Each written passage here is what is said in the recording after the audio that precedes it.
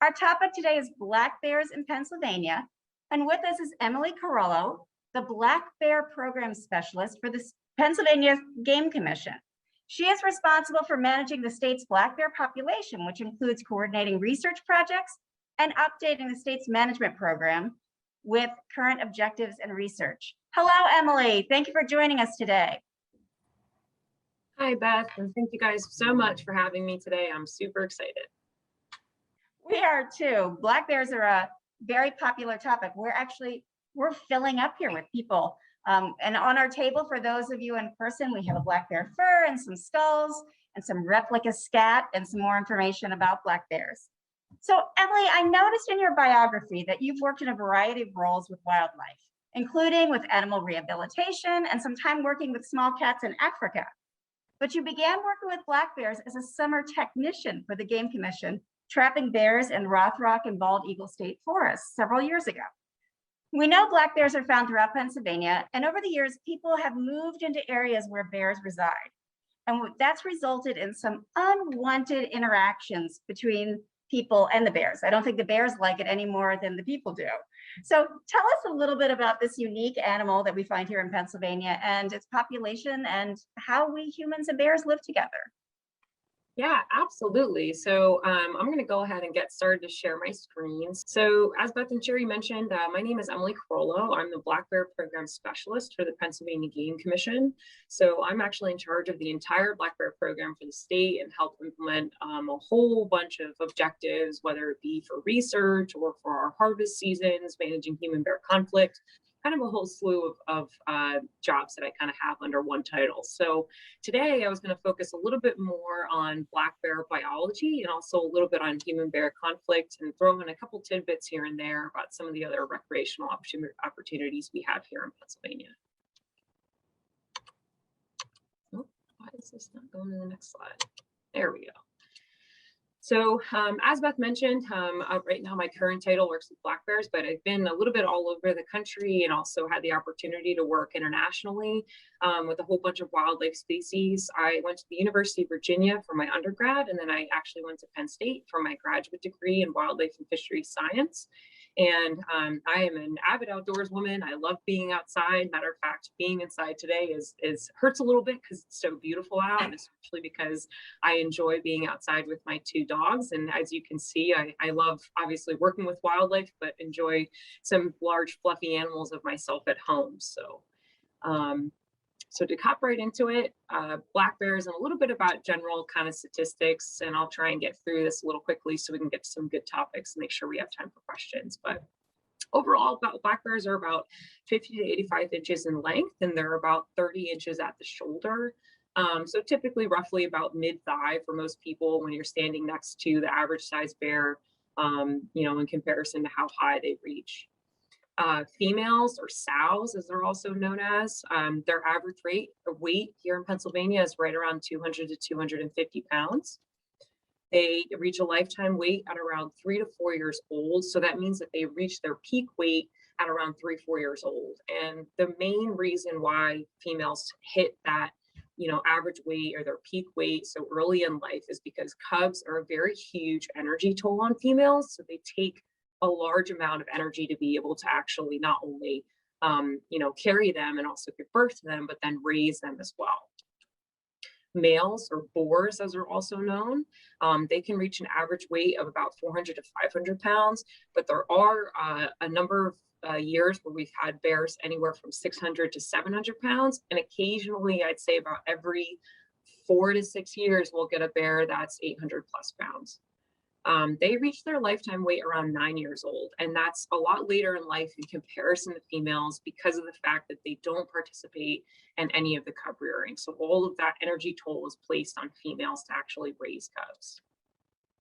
So this is just a nice little kind of graph that shows when they reach their lifetime weights and shows kind of where they plateau and start to maintain that kind of average weight. So as you can see, males are a lot later in life. They kind of grow until about 8 or 9 years old, and then that's when they plateau out. And males that kind of reach that 600 plus pound weight, they'll probably grow, you know, maybe, you know, to that same kind of same age range, so like 8 to 9 years old, but they'll just grow a lot faster in that meantime.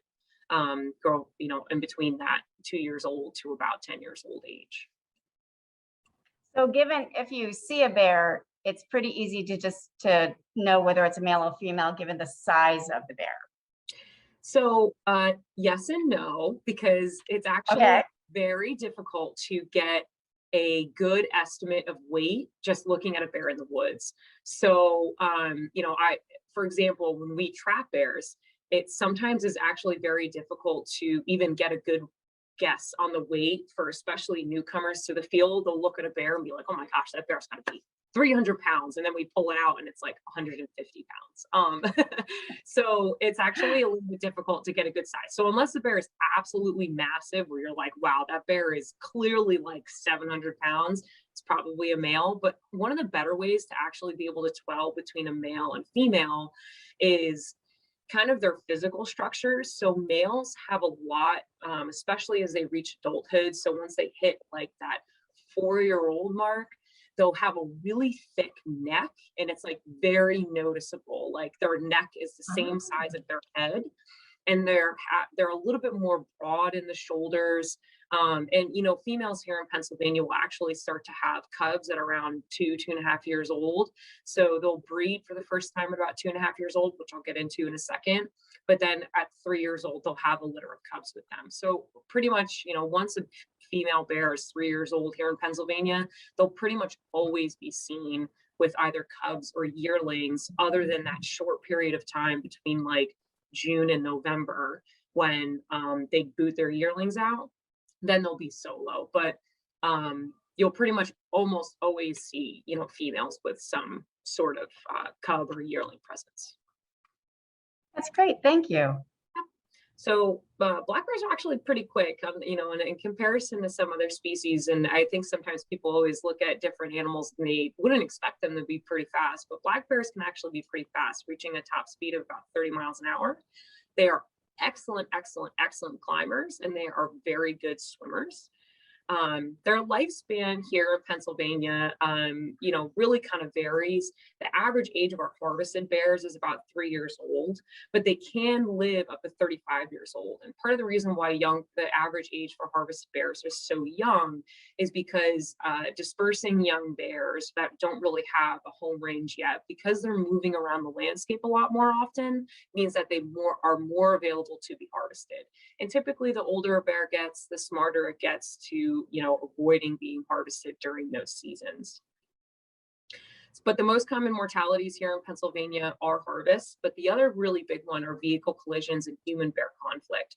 So, with bears moving around again, it might lend them to being more at risk to, encountering a hunter during the season, or also, having to cross a lot of roads and possibly being hit by a car. That's actually the second most common reason why they are killed here in Pennsylvania, are vehicle collisions. And naturally, while natural causes of death are kind of rare because of, the other potential for different ways for bears to unfortunately meet their fate, they do still occur, but predation, disease, and starvation are some of the other more natural causes of death. And that might be found in populations that are a lot more isolated from human, populations. So here in Pennsylvania, we typically see black bears, obviously hence the name black bears, but they can actually come in a couple other color phases, and those color phases tend to be more common out west. So you'll see that brown or cinnamon phase a lot more common, in our Midwest or in our Western states. And actually there are some small subpopulations that are actually called, spirit bears, or they're called white bears because they come in almost like a blonde color phase. And that's a little bit more common in our Northwest populations. But here in Pennsylvania, they're pretty much always black. About, I think it's right around like 2% of our population can sometimes be found in that cinnamon phase. And I've actually had several reports this year from state game wardens and from other members of the public reporting that cinnamon color phase. And it's about 1 out of every 3 or out of every 4 bears in here in Pennsylvania will also have a really nice white blaze on their chest. Sometimes it's just a couple of spots, but sometimes it's like a really large heart-shaped white blaze. So black bears have an absolutely excellent sense of smell. Matter of fact, that's really how they get around their landscape and find resources is through their sense of smell. Their hearing is also very good. It's really on par with other kind of like predator species. So imagine the hearing that your dog has. They can obviously hear a lot better than we can, and black bears are probably right on that same level, maybe a little bit less so, but definitely better than ours. And they can see in color, and they have very good vision up close. Their vision, once it gets, kind of from things I've read about like a football field away, gets a little, not as great anymore. But, I know quite a few people that are probably in the same boat once you start getting about 100 yards away. They are considered crepuscular, which means that they're mostly active at dusk and dawn. But in more human-dominated landscapes, you will see a lot more activity at night because their intention is to avoid any kind of human conflict or human interactions. And they are solitary animals, unless they are in a family group, so a sow that has cubs or yearlings, or it's breeding season, which is roughly June and July. And so you might see males following females around, and they're actually a breeding pair, and they're going through the breeding process. So black bears here in Pennsylvania, as I was mentioning before, about 80% of them will actually go through their first breeding season at about 2.5 years old. And that's actually really important when we consider black bear management and we consider our harvest seasons and a lot of other factors that go into how we want to manage Pennsylvania black bears. Because essentially what that means is that in comparison to other states or other regions of North America, black bears are having litters a lot earlier than other females in other regions that have black bears. So they might have 1, even 2 more litters before black bears in other states will even have 1. So that means our reproduction is a lot higher, and black bears reproduce every other year. So once females start breeding, they'll have cubs, they'll keep them for about 1.5 years, and then that every other year they'll have a new set of cubs.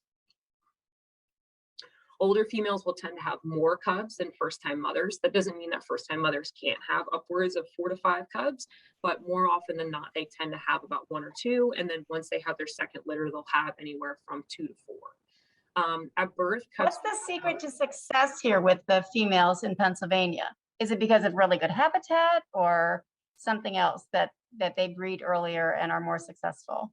Yeah, that's a really great question. And it's actually exactly that. Is our habitat is we have a lot of forested areas for black bears to be able to have sufficient enough home ranges that provide a lot of really food resources is what it comes down to. Is when females can't get enough of food resource, they actually will not have cubs that year. So if they can't pack on enough weight to not only support themselves through the winter, but also support their pregnancy and also taking care of cubs after they have their cubs, they actually will not have cubs that year. But what's really great about Pennsylvania is we have enough forested landscape to support quite a bit of natural food resources. And then in addition to that, while this isn't really great and not really what we want black bears to do, there are a lot of unnatural resources as well that if a natural mast, or a natural food resource fails for whatever reason that year,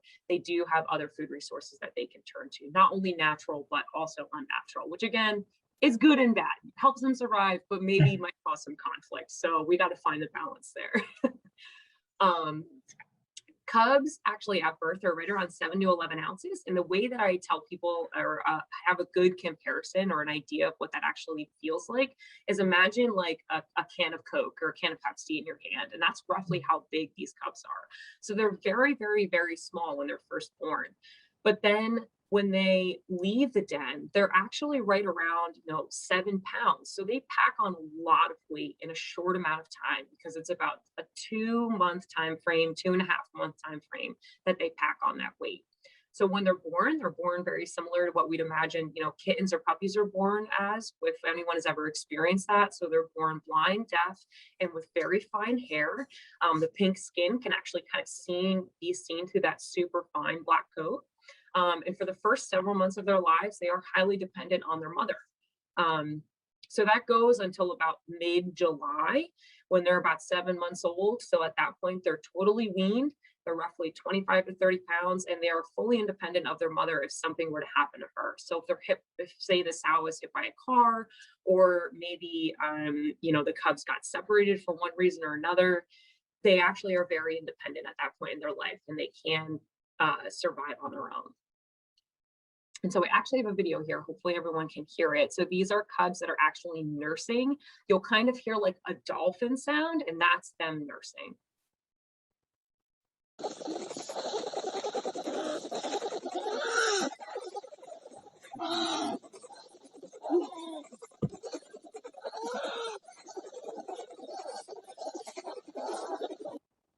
So in that video, you can hear them nursing, but you'll also kind of hear almost that like lamb slash like, you know, sheepish kind of like, wah, and that's the sound that they make when they're trying to communicate with their mother and say, hey, what's going on? Mom in this video is, she's anesthetized, she's mobilized, so that's why she's not responding. Clearly, we would not be this close if she was awake. But this is during I was just about to ask how you got that video. So. Exactly. So this is during our deck season when we go in and we visit all of our bears that are collared. We do have a couple males that are collared as well, and that allows us to make sure that the collar is working appropriately, that there's no injuries because of the collar, and how we kind of continue the research projects that we have going on. So this is just a picture of a cub. It's actually almost a newborn, if not a newborn. Back in the 70s and 80s, the bear biologists at that time did a lot of research understanding the reproduction of black bears and also, you know, survival of black bear cubs. And so he was able to get a lot of really awesome information that still informs black bear managers today. And this is actually where this picture comes from. So this is a very, very, very, if not newborn black bear cubs. So you can see that really fine black coat, the pink skin underneath, its ears and its are really not fully developed yet. They're not kind of able to hear, and its eyes are completely sealed shut. So at that point, they are still very dependent again on their nose, and really where that ability to use their nose and navigate their environment starts. I think it's also interesting to notice in that picture that they're born with claws. Yep. And you'd be surprised at how much a little 3-pound, 4-pound cub can really scratch you. So they are definitely ready and raring to go by the time they get out of that den. So I love this diagram because it really gives like the perfect information of how black bear reproduction looks. So in June and July, they breed. That's when fertilization occurs of the eggs. And then from July through November, they actually go through a process called delayed implantation. So that blastocyst actually floats freely in the uterus. So it hasn't attached to the uterine lining yet. That's when eggs, fertilized eggs actually start to develop and grow, is when they attach that uterine lining. And so that delayed implantation allows them to start that process in about late October, early November. And that's when a lot of our pregnant sows will actually go into their denning period. And then about 2 months later, 2.5 months later, they're born. In about mid-January, cubs are born. In April, beginning of April, mid-April is when they actually leave the den with their sow, and they will be out and about foraging with mom, learning about how to interact with the landscape, find the food that they need. They'll actually den with mom that following winter. And at that point, they're considered yearlings because they're a year old. And then in end of May, beginning of June, that following year, when they come out of hibernation for the second time with mom, is when she'll boot them and say, all right, time to go off on your own and find your own home range. And that's when she'll breed again and go through this whole process. So I love this diagram because it's just abundantly clear of kind of like how that process works with bear reproduction. So hibernation is a really great kind of adaptation that black bears have implemented to be able to get through, for the most part, in most of their range, kind of the toughest time to find food. That's why a lot of animals, especially in the northern parts of certain, eco regions, why they kind of go down into a nice dormant stage is because there's really not a lot of food to support, especially such a large animal like a black bear during those time frames. And in particular for black bears, it's their reproduction stage. So for females, it's a really important time for them to have their cubs and start rearing their cubs and get them ready to be able to start, moving around come springtime. So for females, there is a difference for hibernation between females and males. Males will typically go into hibernation a lot later than females, and they will also emerge from hibernation a lot earlier than females. And then there's a little bit of a difference between females that are pregnant, go into hibernation pregnant, and are coming out of hibernation with cubs, and females that go into hibernation with cubs and will leave hibernation with yearlings. So typically, pregnant sows are the first to den. They'll den, roughly end of November, mid-November, depending on the food resources for the fall. And they'll actually leave hibernation a lot later. So right around that beginning of April, mid-April timeframe. Females with yearlings or cubs going into denning season, they'll den a little bit later, typically around the beginning of December, and then they'll leave a little bit earlier. So maybe like anywhere from mid-March to beginning of April is when they'll actually leave the dens.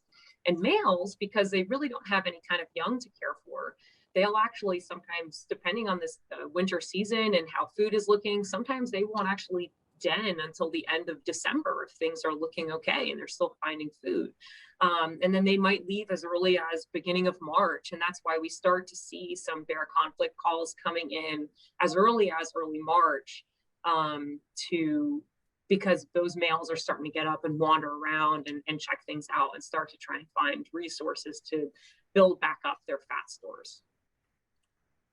I think many of us have this romanticized vision of bears, crawling into a den, going to sleep for 4 or 5 months, and then waking up, stretching, and coming out again. But it's interesting to find out that it varies depending upon male or female, cubs or no cubs, so that when we see bears, it's not necessarily a male or female, but we don't know who it is, but now we might have a better idea who's out when. Yeah, and you can get, especially in March, like the likelihood that it's going to be a female is pretty slim, unless it was a yearling that went in, or a 2-year-old bear that hadn't been bred that year. It could be a female, but more than likely, most of the bears you see moving about in that March timeframe, that early March timeframe, are males. And the other fun fact about that is, a lot of people think that, when bears go into hibernation, they're just like down for the count. They're asleep. You can't wake them up. They're like done. But actually, they are very aware of their surroundings. It's really more of a very kind of deep torpor that they go into. And what I always tell people is, sometimes there's an argument of like, well, they don't really hibernate. And hibernation isn't really like asleep or not asleep. Hibernation has quite a bit of gray. So it's just really a term that describes wildlife species that use essentially almost like a downtime. They decrease their metabolism in one way, form, or another to be able to get through that very kind of barren food period that is winter. And actually, bears even down in like Florida or Louisiana, they still go through a hibernation period, and it just tends to be a little bit shorter, unless again it's like a pregnant sow that has cubs and she's going through the process of actually having cubs and raising them. She'll still go through the same kind of time frame. But yeah, down south, the hibernation periods could be even smaller because of the greater food availability during those winter months. Now, this is just, again, a diagram that kind of shows everything that I was just talking about. That blue line is a pregnant sow. So you can see she denned, roughly mid-November. And then the pink line is a sow that had cubs with her from the previous denning year or previous denning season. And she didn't go in until like beginning of December. So there is quite a bit of variation, between reproductive stages, sexes, ages overall. There's a lot of variation in that denning phase. So black bear sign, there are plenty of ways to see black bears without actually seeing black bears. And some of them are a little bit more unique than others. So some of the most popular ones that we use to try and see wildlife without actually seeing wildlife here in Pennsylvania are tracks and scat. And that's pretty common throughout really the entire world, is using tracks or any kind of scat that you find to be able to identify what animals have been through there. But some different ones for black bears, especially here in Pennsylvania, that are fun to find and good signs that it's a highly active area for black bears, are flipped rocks. Bears actually will flip rocks, like especially if you see a particularly large one. The way I describe it to people is, if you see a rock that only a person could have flipped, but it doesn't look like a person flipped them, because I don't know anybody that goes around flipping rocks, but maybe there is somebody that does that.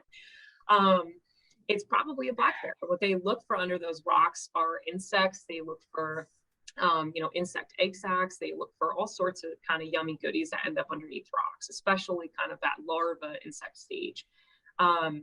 And then because black bears are really excellent climbers, you might actually see in that kind of bottom right-hand corner, you'll see that birch that has some really nice marks on it, some really nice scratch marks. So you might see evidence of bears climbing trees, especially on those trees that have like that nice lighter bark that's a little bit smoother. So you can see those scratch marks actually in the tree bark that may have lasted there for a number of years. In the bottom right-hand corner, you'll see that telephone pole. Bears love telephone poles. And for some reason, they love to be able to kind of reach back. And it's kind of, if anyone has ever seen the videos on YouTube or on Facebook of the bears kind of leaning up against those poles with their backs to the poles, and they're kind of almost like doing a dance, scratching their back. And I think it's kind of for two reasons. A, I think sometimes it might just feel good to get a nice back scratch, but then B, and probably the more important reason, is they use these poles for kind of a marking purpose. So they'll reach back, they'll grab it with their claws, they'll claw at the pole, they'll bite at the pole, and they're kind of just leaving a scent mark there. Because we do notice a little bit more of that telephone pole or other structure destruction during kind of that breeding time frame. So it is definitely a way for black bears to communicate to one another of who's passing through those areas. And then in the top right-hand corner, I personally have never seen this, but it is something that other, you might be able to find in certain kind of black bear habitat, is these really huge piles of leaves that almost look like a giant nest. But actually what happened is these bears will climb to the tops of these, especially like nut and fruit bearing trees. They'll climb to the tops, and what they'll do is they'll just kind of hunker down and sit. And so they just pile up all these leaves and twigs underneath their bums and make almost like these giant bird nest looking structures. And so that's normally a good indicator that a black bear was kind of sitting up there, hunkered down and just chowing down on some nuts or berries or whatever. That's really amazing. Yeah. Now, granted, I don't know how to tell you the difference between, like, obviously if you saw a nest in structure, I would say it's probably more singular. So you can see in that tree, there's like a couple different spots where they're kind of really pushed down. Whereas a nest, you probably only see like a single structure, like if it was a red-tailed hawk nest or something like that. And I do like the irony of the bear using a telephone pole to communicate to other bears when we use it as a telephone to communicate with each other. So. That is a very good point. I never thought about it that way. And I can tell you that the telephone poles that are in state parks tend to be replaced fairly often, unfortunately. I would think that one does not look very good. Yeah. Probably to the disappointment of many line workers. So black bear diet is extremely expansive. And actually, black bears are considered carnivores, but they're considered part of the carnivore group, but really their natural diet is extremely omnivorous and really more towards the side of being a vegetarian, right? So black bears will kind of eat anything that they can get their hands on: berries, seeds, nuts, insects. They'll eat, especially coming out of the hibernation season, if there was a deer carcass from a deer that didn't make it through the winter, they'd be happy to eat something like that. Wild greens and a lot of those sedges and grasses or skunk cabbage are really popular in their spring diet as well. Black bears will occasionally take live prey, but what I always tell people is black bears are very, very, very, very, very, very lazy. They really want to put minimal effort into whatever they're trying to consume. So when I say live prey, typically that consists of deer fawns when they're first born, right around that kind of end of May timeframe. When white-tailed deer fawns are first born, they're actually very immobile for the first couple weeks of their life. Their main defense is really to just lie there and hope to God that they're not seen. And so black bears will actually pick up on that. And that's really the time frame that we'll see a lot of that fawn predation. They occasionally will kill larger livestock. So I have gotten reports of black bears taking out things like sheep or goats or maybe even a donkey. But those events are pretty rare, especially when you consider how many black bears are on the landscape and how often those predation events occur. I'd say probably, for the entire state of Pennsylvania, we might get, a dozen calls throughout the whole state of black bears actually killing larger livestock like that. They will go after chickens, but to be honest with you, I don't really consider it like a heavy predation event, because what I tell every chicken owner is, unfortunately, they're on the bottom of the totem pole when it comes to things that want to eat, including us. So, you know, they kind of are predated by a lot of things. And actually, what I found with some predation events by black bears is that people will keep chicken feed in with their chickens, and sometimes the bears might actually be more attracted to that feed than the chickens themselves, and they come across the chickens and be like, well, I'm already here, so I might as well take a chicken while I'm at it. So it's always a good idea to keep your food separate from your chickens if you do have chickens, to kind of avoid that incidental, you know, harassment or possible killing of chickens. Obviously, what about fish? Where do fish stand in their diet?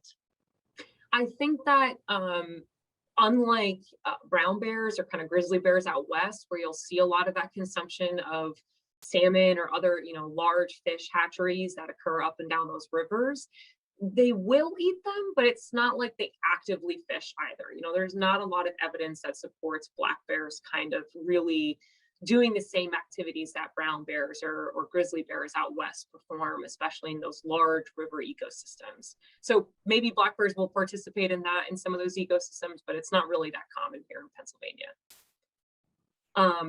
So black bears obviously love a lot of human resources too. That's why we find a lot of conflict problems. So they love things like garbage and birdseed, often because they're typically readily available and they provide a ton of calorie content. You know, one block of suet can be thousands of calories. So if you have, you know, 3 blocks of suet, a bear can sit there for 15 minutes and eat, you know, 10,000 calories. And that's really what they're trying to do, is get as many calories in a short amount of time and as little effort as possible. So it's also why things like pet food or agricultural crops like corn are really popular as well and can cause a lot of conflict. And there are many ways to kind of help mitigate those conflict opportunities, and I'll get into that in a little bit. So black bear home range and resource selection, they prefer forested or covered habitats. And the main reason why is because, you know, quite a few decades ago, black bears and brown bears actually overlapped a lot more in their habitat, and black bears also interacted with a lot more predatory species. So especially for young bears, having covered habitat and having forests with plenty of trees for them to climb and get out of harm's way was incredibly important to their survival. And so still to this day, we see a preference for that ability to hide and be able to get into some sort of cover and avoid any kind of conflict or any kind of possible harm that they may come across. Their average home range for adult male bears is about 20 square miles, but it can be quite a bit greater as well. You know, I'd say anywhere from 10 to 50 square miles is typical for an adult male. Average females' home ranges are a lot smaller, so they're anywhere from 6 to 8, you know, square miles here in Pennsylvania.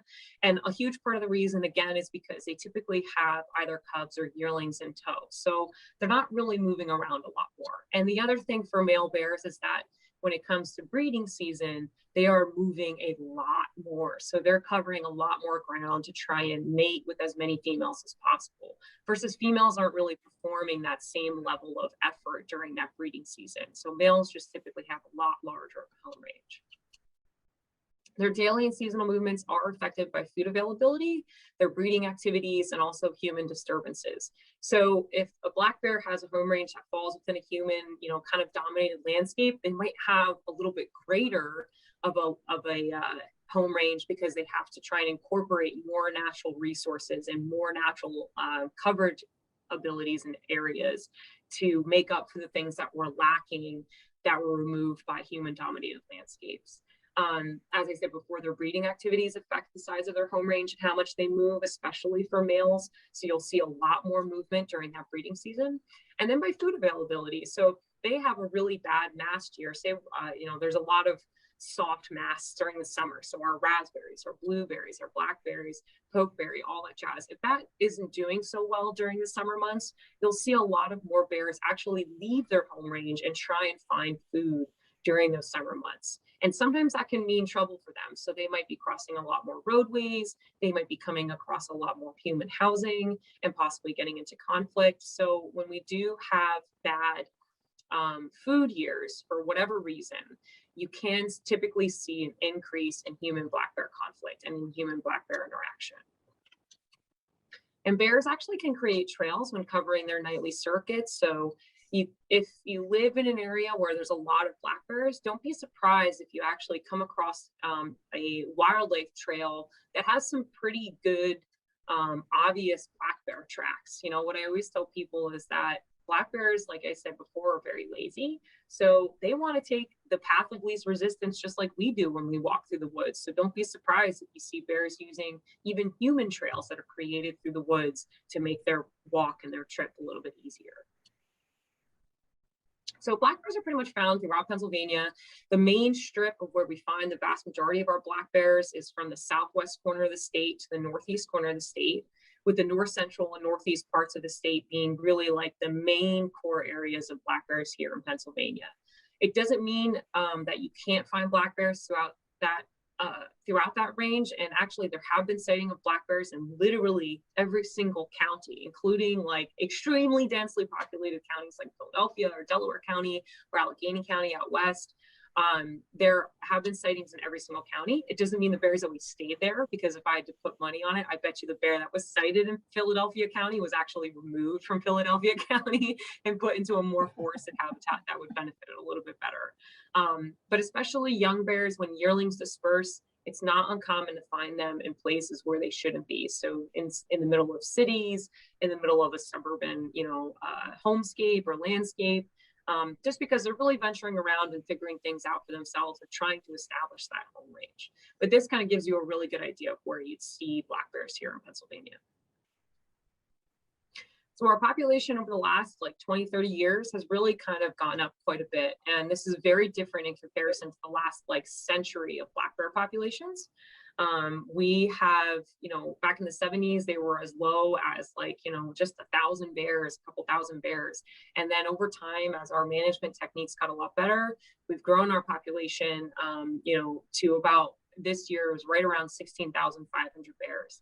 And trying to find the perfect population is part of my job, making sure that I account for not only our biological carrying capacity, so how many bears our landscape can support, but also our social carrying capacity. So how many bears can our social human structures be able to tolerate over time? There are plenty of recreational opportunities here in Pennsylvania. So we do have an annual harvest. There are a couple different seasons that occur every fall where hunters can go out and harvest a bear, but actually only about 2% of hunters that buy a bear license here in Pennsylvania are successful. So it is extremely hard to actually harvest a bear here in Pennsylvania. They're very good at avoiding hunters. They're very good at being able to get real deep into the woods and be difficult to find, especially those larger, older bears. So it is something that we have to manage each year and make sure that the opportunity is balanced with what our population and how we want our population to look. But then in addition to that, there's plenty of opportunity for photography and observation. Black bears being a very iconic species, a very well-loved species, provide plenty of opportunity for photographers to get out there and get some really beautiful shots, kind of like that sow with her cubs down there below. So this gives you a little bit of an idea of our harvest over time. So we, on average, harvest about 3,500 bears a year, and that's kind of remained pretty constant for the last like 20 to 30 years. But obviously over time, our population has also increased. So we've kind of started to understand the recipe of, how many bears can be harvested each year that allows for a healthy black bear population to remain here in Pennsylvania for many generations to come. So human black bear conflict, I think we're getting a little close to the end of time, so I might kind of cruise through these slides a little bit, but this diagram shows you. You're good. This is good information, so take your time. You're fine. Okay, perfect. So here in Pennsylvania, like I said before, our main kind of conflict areas are in the north central and northeast. What you'll see in the southwest, despite black bear populations maybe not being as high as the north central and northeast, we do have a lot of people in the southwest corner of the state. So that's where we start to see, the relationship between black bear populations and human populations and how they kind of end up developing, where we can predict our black bear conflict is going to occur. With the northeast really being kind of one of the biggest areas that has almost the most kind of calls about black bear conflict, because there are just so many people in the northeast corner of the state, and there are also a lot of black bears. And there are a lot of people coming into the northeast corner of the state as well that come from, areas that maybe they've never experienced black bears. So maybe we get a lot of New York City folks, we might get a lot of Philadelphia folks that go into these areas and maybe have never even seen a black bear or even really knew that black bears were so close to these locations. And so unfortunately, sometimes they will make mistakes and have a little bit of black bear conflict occur if they move into that area. So a huge part of our job is making sure we get the messages across for people to be able to live, cohesively with bears and not have too many problems. So I wanted to cover two main topics and two of the biggest reasons why we get calls here at the Game Commission. The first is garbage. Bears love garbage, and honestly, like, the grosser the garbage, sometimes the better. I don't know what it is, but they love dirty diapers, they love old food, expired food. They don't care what it is. If it smells, they want it. I was going to say if it smells good, but even if it smells disgusting, black bears want it. It smells disgusting to us, I should say. It's really just a matter of calorie content. If they can get into a yogurt can like this cub here was getting into, or if they can get, any kind of old food, or if they can get any hands on anything that allows them to pick up calories, they're going to want it. So there are a couple different ways to really prevent this kind of black bear ripping through your garbage scenario. The first is to remove it. What I always tell people is absolutely the best way to avoid a bear getting into your garbage is just take it away from them, right? So try and keep it inaccessible to black bears, whether that means keeping it in your garage or keeping it in a shed, just until the morning of pickup. Now, sometimes garbage people come at an absolutely ungodly hour in the morning. Me not being a morning person, I completely understand why people would want to bring it out the night before. So if you are going to put it out the night before, try and use something that'll hold down the lid, like a ratchet strap, to make it a little less accessible. As I was saying before, bears are lazy. They don't want to put in a lot of effort. So if they really got to fight that garbage can and get into it, the likelihood that they're going to end up just leaving it alone is pretty good. You can also kind of mitigate some of that smell with something like ammonia or bleach. Definitely not both at the same time, because that is a deadly combination. So ammonia or bleach, if you put it in like a spray bottle and you spray down your garbage can, you spray down your garbage. I always tell people, like, every time you put a bag of garbage in, spray it with ammonia or spray it with bleach. And then that way it kind of helps mitigate that smell, doesn't make it smell as tempting, and bears are less likely to be interested in it. And as I was saying before, you can actually, you can use ratchet straps to hold your lid down. What I suggest is that people actually put it in like an X pattern across the tops of the can. Don't actually ratchet strap your whole can, and don't ratchet strap it to like a tree or something. It actually might give the bear more leverage to be able to get the can open. So only need to strap down the lid, put the hooks underneath the just little lips of the garbage can, and you should be good. And do not use bungee cords. Bungee cords do not work. They have give intentionally to have give. So don't use bungee cords. I used to have people call me all the time and be like, well, the bear got into it and I have bungee cords on it. And I was like, well, the bungee cords don't really do a good job of keeping the lid down for something that's like intentionally trying to open it, And the other thing that you can do is call your local, garbage company and see if they have bear-proof containers. It's actually not uncommon for garbage companies that operate in bear, areas and known bear locations to offer some sort of bear-proof container. And it's actually super easy to also make your own bear-proof container with a couple simple, things that you can pick up at a local hardware store, and end up creating your own bear-proof container that keeps bears out as well, instead of spending money on buying one from a company or from maybe requesting one from your local garbage place. So the next one that I always cover with people are bird feeders. As I said before, bird feeders can contain thousands of calories in one punch, and that's why bears love them so much. So if it is at all possible, remove them from April 1st to November 1st. The reality is that birds in particular don't really need food over the summer. There are so many natural resources that are actually way healthier for them to consume. than bird seed. And there are a lot of natural ways that you can attract birds to your yard.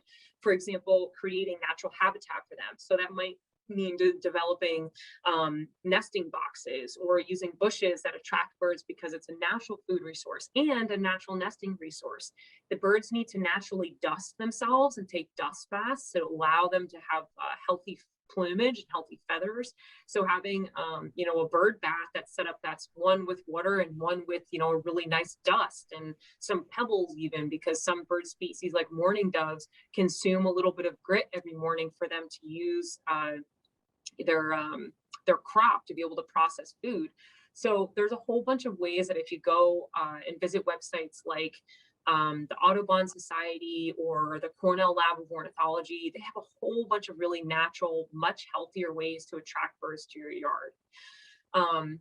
So if you can't do that, or you're like really determined to have your bird feeders out, what I always tell people is then if you're going to have your bird feeders out, make them A, inaccessible to bears, and B, try and keep it only out for a certain amount of time. So only put it out for a couple hours in the morning and then take it in.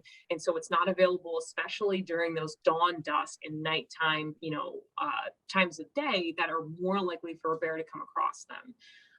And then in addition to that, try and make sure that you clean up any like leftover seed that might be left out, especially if you're hanging it on like a porch or something like that. Because I've also had plenty of people call me and say, hey, I took down my bird feeders because the bear was coming in, but it's still coming in. And my response is normally, well, A, bears remember where food is. So they're going to probably come back and check if it's there. If it's not there, that's good. That means that they realized, okay, bird feeder wasn't up this time. I'm probably not going to go back because I don't really want to risk it if I had an experience where there was no food there. And then B, if it's not cleaned up though, they're going to still end up finding a good scent resource and a good possible food resource because birds are pretty messy when they eat. So if there's seed all over the ground, the bear's going to end up eating that and keep coming back if it's left all over the ground. So try and keep that area as clean as possible so bears aren't tempted to come in even when the bird feeder is down. And like I was just saying before, using natural habitat and baths to attract bird species is a really great way to continue watching them. That reduces the possibility that a black bear might end up finding your bird feeder and hanging around your property. So the last thing I wanted to mention, obviously there are plenty of other ways that black bears, get into conflict, but the really bad stuff and the stuff that should absolutely be reported to your local agency. So obviously calling, here in the Game Commission, your local regional office and letting them know things like this happen. So particularly home break-ins, bears that break into homes never start out just breaking into homes.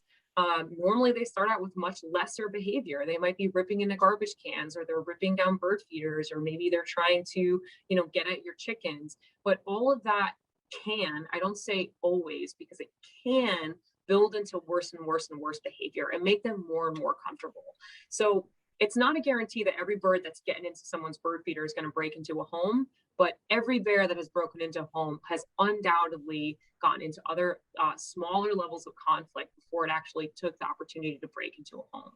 And the best way to avoid this is that if you see a bear in your yard, and whether it's doing something you want it to or not, harass it, use an air horn, use your voice, bang pots and pans. We want bears to always remain wary of people. So if they're continuously having a bad experience at your house, the likelihood that they're going to come close to your house is pretty slim, because they're looking at you like, this person's pretty scary. They're banging pans or, yelling at me. They're using air horns, and I don't know what that's going to mean for me. So I don't want to take that risk of actually having an encounter with that person. Even if the bear is 500 pounds, trust me, they're way more afraid of us than we are of them. And this is another one. This was actually a miniature horse that was attacked by a black bear in New York. Both here and in New York, that if a bear is actively going after livestock, you can, shoot the bear, euthanize the bear to be able to protect your livestock. That's actually what happened in this case. Is the farmer was actually able to hear what was going on, and it shot the bear, called the local conservation officer, and they came in and investigated. And obviously, by the law definition, it was allowed for that to happen. The horse did survive, just so everybody knows. I know it looks really gruesome, but it is something to be aware of, that if you do have smaller livestock and you're in bear country, this could happen. So the best way to protect smaller livestock is to keep them indoors at night and make sure that they're corralled, appropriately. And this also could help them avoid a lot of other potential dangers that are out there as well. Here in Pennsylvania, we have plenty of coyotes. We do occasionally get, feral dogs or dogs that maybe have gotten loose from their owners, and those can be really dangerous to small livestock as well. So it's always a good idea to keep them corralled at night and make sure that they're safe and happy in their barns or in a shed or something along those lines. So conflict resolution, what are some of the ways that we basically, as a management agency, get people to avoid human conflict? Well, we try and use natural black bear biology and behavior, or with us instead of against us. So bears are generally weary of people. They really don't want to be around people. So we encourage people to maintain that weariness. We highly suggest that you don't do what the woman is doing down in the bottom corner and feed black bears. That's a really great way to encourage a black bear to be comfortable around people. And ultimately, it could result in the death of that black bear, because if it's breaking into homes and causing a really significant safety threat to people, that's often why black bears are euthanized by state agencies, because we really can't risk, a 5-year-old walking into the kitchen and encountering a black bear, So keeping that natural weariness, discouraging any kind of positive interactions with people is a really great way to not only keep yourself safe, but keep black bears safe as well. And what I always tell people is remove the attractant and you will remove the bear. So if you can take down anything or remove anything that the black bear is interested in, the likelihood that a bear is going to come across your property is highly unlikely. Always be a good neighbor and don't be nice. Don't feed them, don't attract them, don't encourage them to hang around, and make sure that they maintain their wild state. So we also use things like hunting. We use outreach events like this one to make sure people are educated, so we can, encourage them to implement these techniques in their homes and, in their communities. We sometimes will haze black bears using things like rubber buckshot, or using, some states use dogs. There's a whole bunch of ways that you can haze black bears. In the next slide, I'll show you a couple that might be of interest for homeowners in particular. And using research and multi-group cooperation. So we do a ton of research here in Pennsylvania about black bears on all sorts of topics. And we also use a lot of different state agencies to help us collect that information and conduct that research across the state. So in black, like I mentioned before, out west, it's actually pretty common to see bear dogs or certain breeds of dogs used to harass bears and discourage them from entering certain landscapes. Down in the bottom right-hand corner, that's a picture of a bear trap that was set for a bear that was breaking into a building from when I was working into New York. It was actually kind of the outer structures of a building. So we wanted to make sure we captured this bear before she ultimately, tried to break into the building itself and potentially be euthanized for it. So we were able to capture her, harass her on site, and she never did it again. And because it was in the early stages of when she was attempting those. And obviously you can see the air horn there. Air horns are, what I tell people, they're super cheap, they're super effective, and you can put one if you know there's bears around or you're having problems with a bear in particular, put one in every window, put one in every doorway. And then that way, that yourself and your kids can have access to something if you do see a bear in the yard and you want to be able to harass it as quickly as possible and maintain a safe and comfortable distance for you. And then that little tiny black box, I used to suggest it to people all the time. It's something called a critter getter. That's Gitter, critter getter. And what it is a motion censored box that emits like these crazy kind of car alarm sounds and these red LED lights, and it's motion censored. So the bear, for example, say you have a bear that's constantly trying to break into your shed, right? Or constantly trying to get into your chicken coop. You can put this critter getter up. And when the bear walks past it, it'll set this alarm off. And bears do not like surprises. They do not like being surprised and not understanding where a potential threat is coming from. So those critter getters are super effective. They work really well. They're really kind of relatively cheap. I think they're like 40, 50 bucks.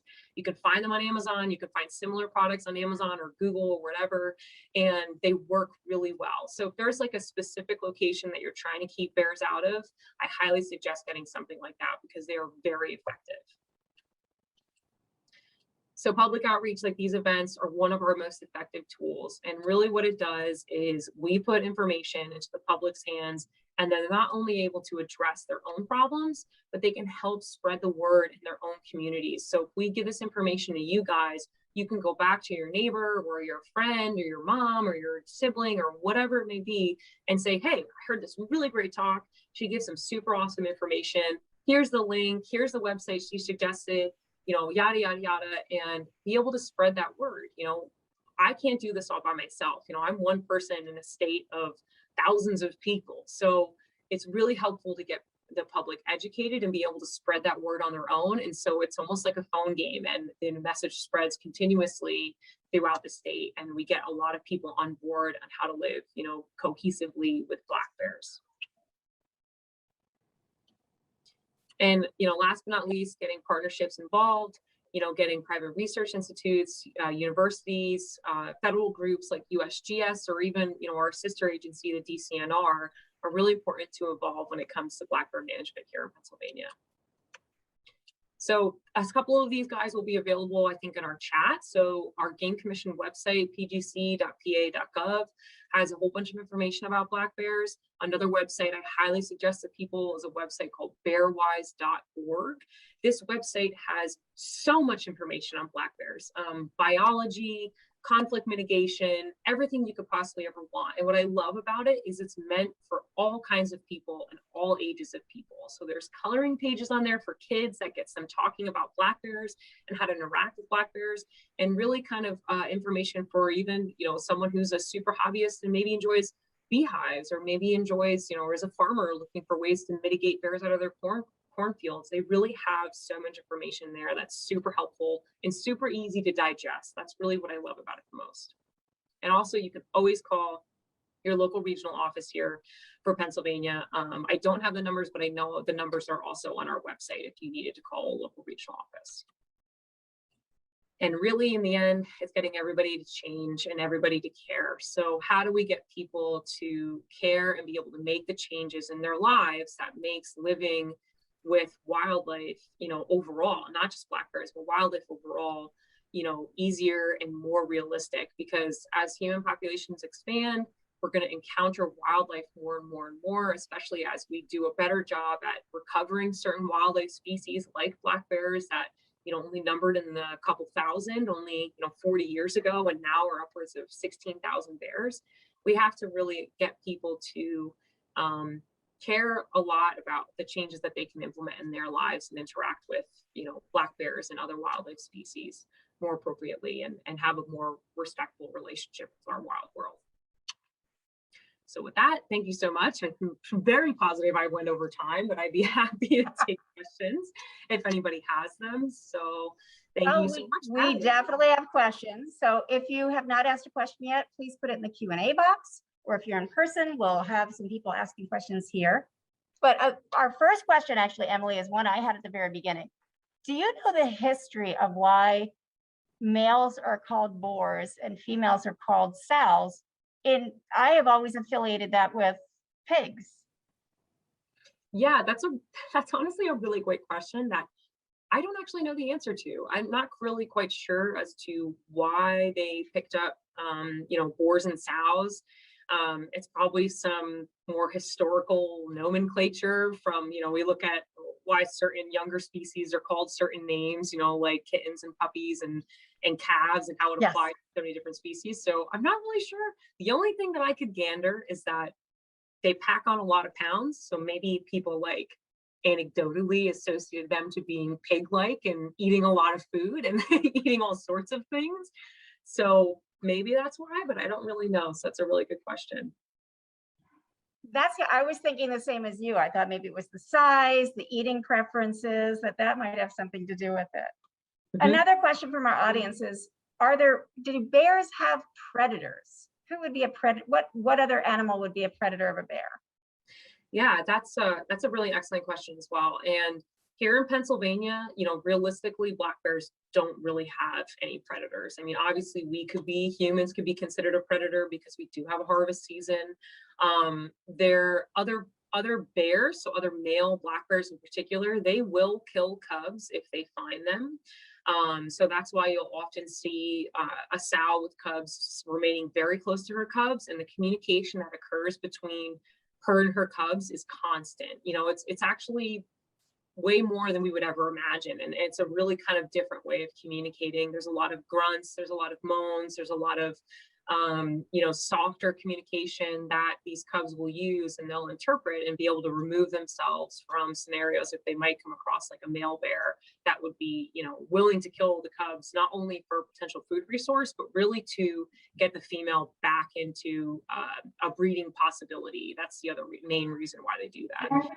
Out west, they actually would possibly be predated by brown bears or grizzly bears. They could definitely be, especially younger bears again, are more at risk for that. And again, out west where there's other predator species like mountain lions, wolves, even coyotes could potentially be dangerous, here in Pennsylvania as well, to young bears in particular, is really when they face that most crucial time frame of when they are most likely to be, predated. But once bears hit their adulthood, the likelihood that they're going to be preyed upon by anything is pretty much slim to none, other than humans. Earlier, you showed us the geographic locations in Pennsylvania, which counties had bear population. Do you see is there a specific pattern that you see year to year where bears are? Have they changed their location over the last 10, 20 years, or is it pretty much the same? Yep, so there's definitely a pattern to where we're finding black bears. The main pattern is where our kind of contiguous forested landscapes are. So obviously in the north central and the northeast, there's a ton of forested landscapes that black bears really thrive in. Actually back in like the 80s and I think it was like the 70s and the 80s, black bears that were involved in conflict in the northeast and the north central parts of the state were moved to the southwest part of the state that used to have black bears, but they didn't really have a black bear population anymore, to kind of expand that natural population and create more connectivity between other state populations and other, populations that can be found along the Appalachian, mountain chain. And so they were moved down to that region of the state many, many, many years ago. Now, there is a very thriving population in the southwest part of the state now that kind of almost rivals, the core areas of where we find bears in north central and north, east parts of the state. And it kind of, again, follows that same pattern of being connected with like other forested parts of other states along that Appalachian mountain, range. And then we do have quite a few bears, obviously, in the south central and northwest parts of the states as well. It's just they're still on the process of expanding in those regions. So the main reason why we don't see a lot of bears in the southeast part of the state is because there's a lot of agriculture, and you'll see the same pattern in New York where you don't really see it across the central. You don't see a lot of black bears across the central kind of like belt across that state, because that's where a lot of the agriculture is. So we don't see the forest landscapes. We don't see the cover that bears need. We don't see the food that bears need. So that's why you kind of see in the southeast part of Pennsylvania, there's not really a lot of bears until we start getting a little bit further out, again, towards that south central northeast parts where we see a lot of that forested habitat.